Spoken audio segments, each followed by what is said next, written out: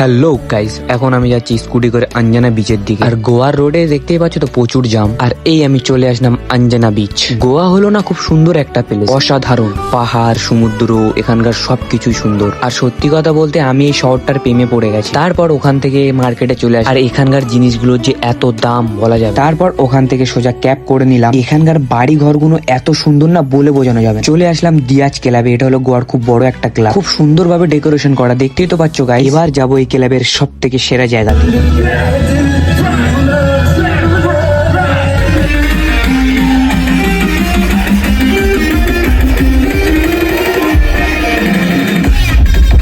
ঈদের ড্যান্স দেখে আমি আর চুপ থাকতে পারলাম না, তাই আমি একটু ড্যান্স করে নিলাম।